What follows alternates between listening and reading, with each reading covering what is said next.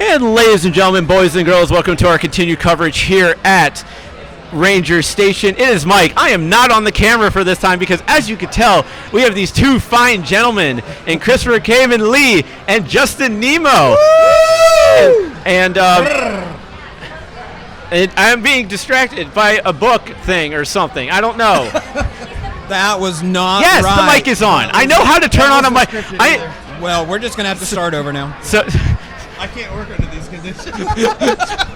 gentlemen, I apologize for my colleague there. So unprofessional. I know. I'm Just thinking that like they forget that I know how to run a soundboard. Right? I know. But anyways, I am here with Christopher Khayman Lee. I said that right, hopefully. Yeah. Okay. Chris is fine too. And Justin Nimmo. Yep. Well, here's And- a lot easier. Yep. And gentlemen, first and foremost, thank you so much for your time here. Thank you for having And us. how's your time been here at Ranger Station?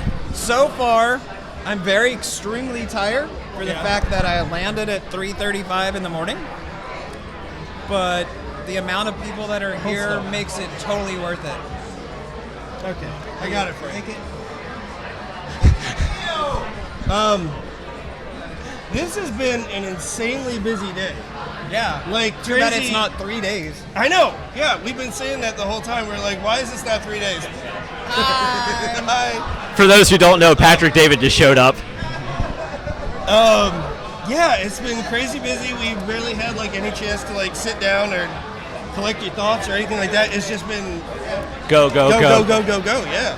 So, Well, I mean, this convention is really called Go Ranger Station, Hey, there it is. so it's living up to its name. That's true. So, obviously, I got to talk to Patrick a little earlier, talk about him being Psycho Red. Justin, you, there was no Psycho Silver, so please tell me, how did Psycho Silver come about, good sir? So the Psycho Rangers came in and they basically duplicated the powers of each color of Ranger, but they didn't have a silver Psycho Ranger. So I just infiltrated them, jacked them up a little bit, confused them, beat the lied. ass. I lied, basically. I'm just lied. a damn liar. So what you're saying is you're the bad guy to the Psycho Rangers. Yes, I'm the bad guy to the bad guys. Yeah. How does it feel to be the bad guy to the bad guys?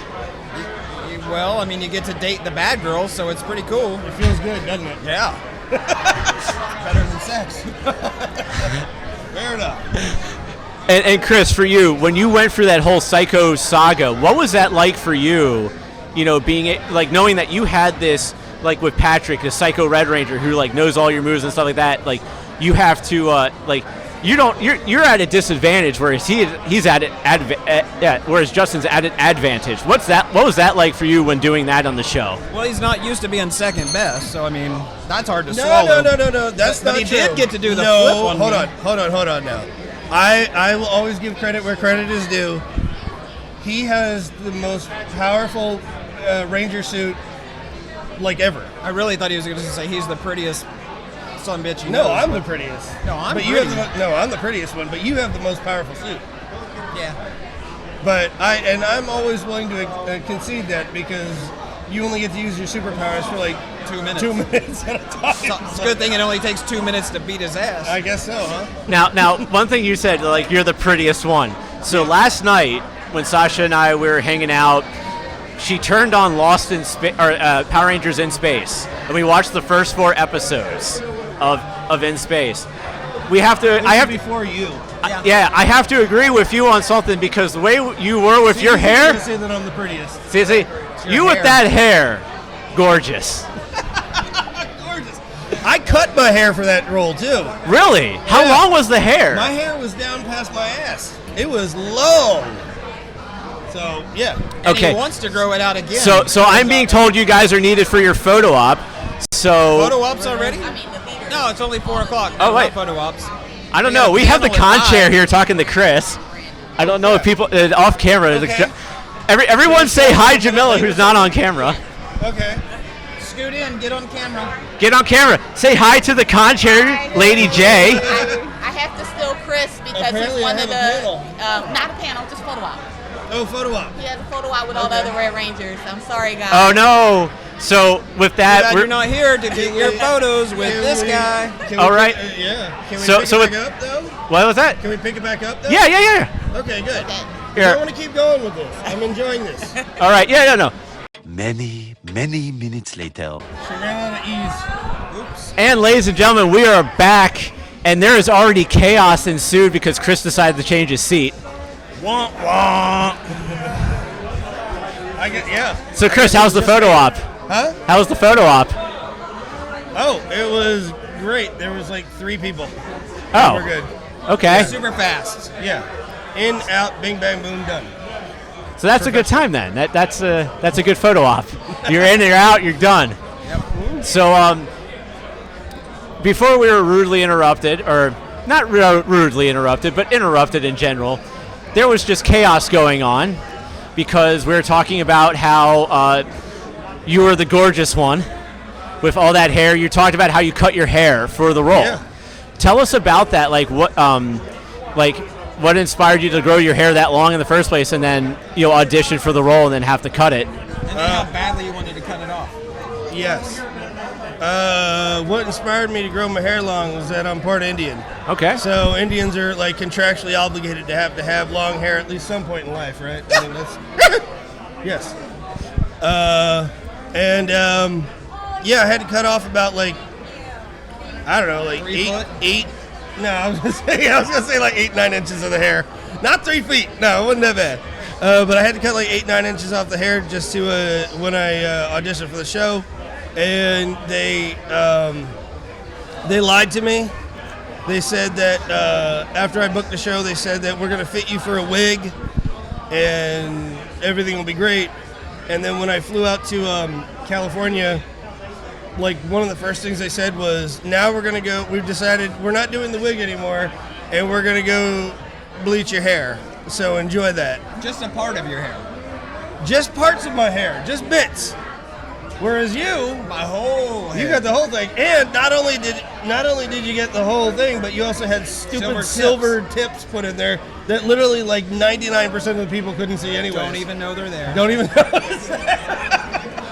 So wait, Sasha, since you're standing right there, did you know that he had silver tips in his hair Yep. for the show? Blonde hair with silver tips. That actually isn't that surprising. But I mean, it makes sense for the character, but at the same time, it's like you couldn't tell. I mean, there's some people that I've known over the years that like saw it immediately. Like Davey. Davey saw it immediately. He was like, "Oh, there's silver in his hair," and I'm like, "How the hell do you see that? That's just insane." Yeah, when they started doing it, they would put a cap over my head. They'd pull hair through the holes. Right. And after I said, my hair's dead, and every time you do that, I'm going more bald. Can you just put it on your fingers and swirl it in there? And they're like, okay. So it worked out a lot better. Yeah. Mine took very long to deal with. Yeah, I believe that 100%. But for you, being how, as you said, you're Indian, and that's obviously part of your heritage with the hair and everything. Like, how did that actually make you feel in a way? Because it's like, as you said, they lied to you, and then they like cut your hair, bleached your hair, you didn't do the wig. Because I know, because it's interesting, because I'm actually writing a docuseries on the 1997-98 Washington Capitals, and one of the players was Chris Simon, who is from the Ojibwa tribe up in Canada. Okay. And so, he had long hair down to, here and stuff like that, and he took it very seriously and stuff like that.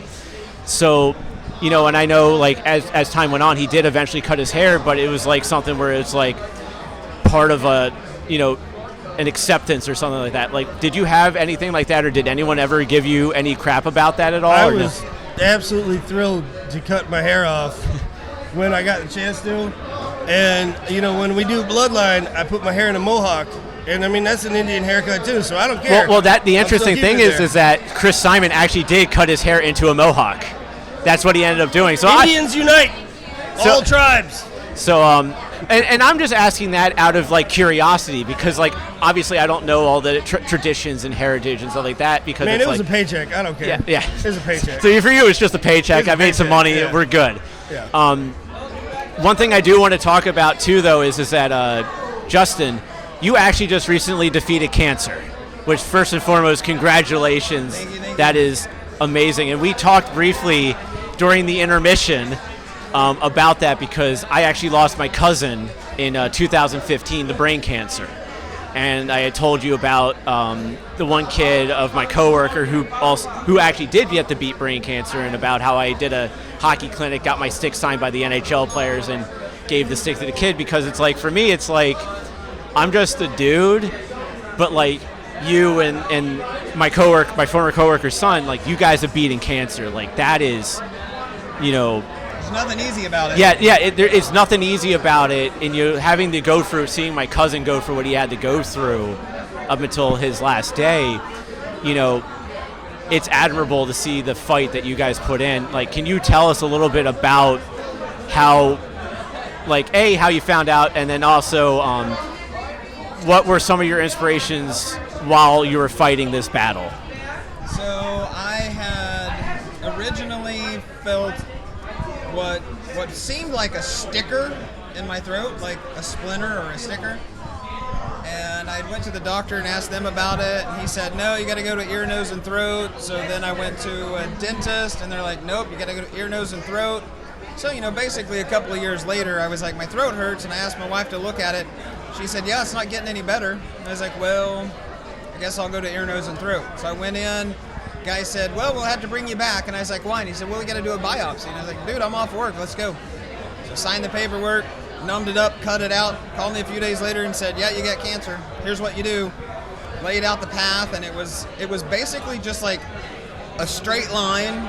I couldn't think about anything else. I just had to do what I had to do, because the wife was like, you don't have a choice.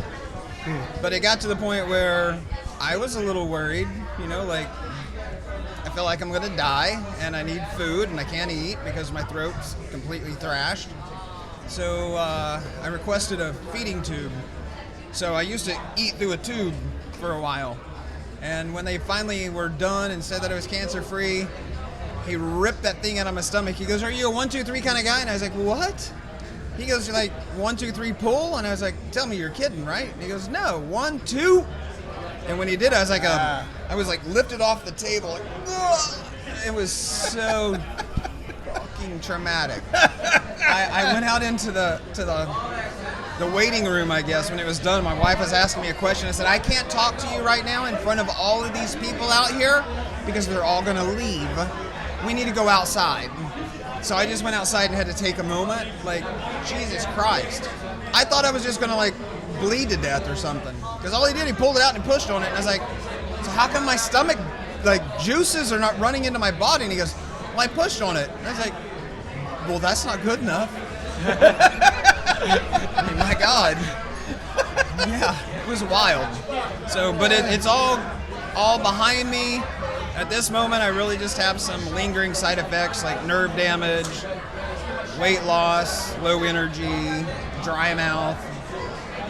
So nothing to complain about. I'm alive. So I will say this, and Chris, I think you would agree on this one. You played a hero on television, but I think at the end of the day, what you went through, that makes you a hero in real life too, because of the fact that the battle that you had to literally endure. Yeah. And I think, Chris, you would agree with that sentiment as well. Yeah. Yeah. He and Amy were the only ones that were worried, when he gave us the news. We were all like, shit. So thought he was going to be down to 5 and not have the silver to come and save your asses. But I need the second best looking guy with me, though. That's right. So. But it's great that you did that, and then obviously you're doing Bloodlines now. Yes.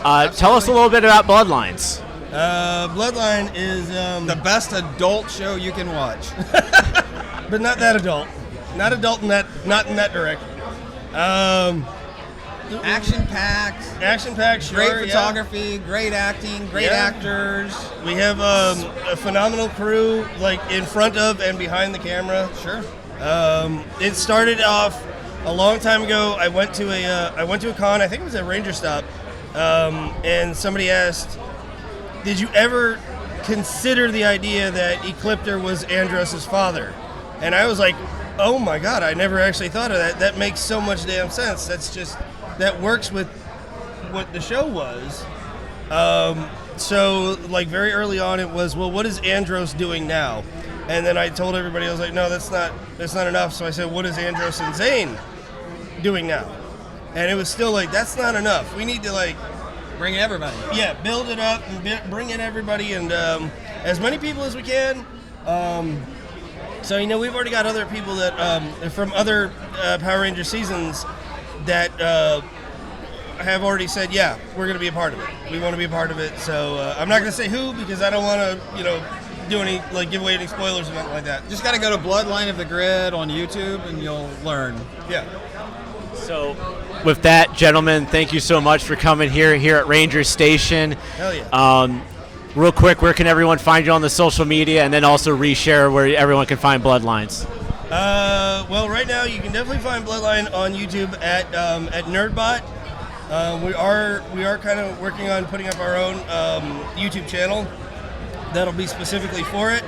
But if you go to YouTube and you just type in Bloodline of the Grid, you'll find it. Believe me, we have 2 episodes out. We're actually filming and finishing up the 3rd one right now. In fact, we even filmed some stuff with him at AMC. At Power Morphicon, yeah. So, and we did work with Tracy at Power Morphicon. As far as me, social media, 2 places, the best places to look are Instagram, Christopher Khayman Lee, and Twitch. I live stream playing video games, getting drunk and being stupid. Chris Khayman Lee. All right. Easy peasy. And Justin? You didn't mention that you can find yourself on Pornhub Well, or OnlyFans. I didn't want to mention that, but I mean, you know. Basically, easy way to find me, just my name, Justin Nimmo, and it's Nimmo. Facebook, Instagram, Snapchat, whatever, yeah. Whatever. All the above. OnlyFans. And OnlyFans. And OnlyFans. He's I do have He's going to be doing a joint photo shoot with Blake, and it's just going to be feet. Yeah, it's just feet the whole time. But I also have Cameo, so like if you go to my me Instagram, too. Yeah, go to me my too. Instagram, and underneath the bio, I've got a spot for Cameo. Yeah. Give you a shout out. Awesome. Well, gentlemen, thank you so much. Justin Nimmo, Christopher Khayman Lee, thank you so much, guys, for joining us on our Voices from the Grid's coverage of Ranger Street.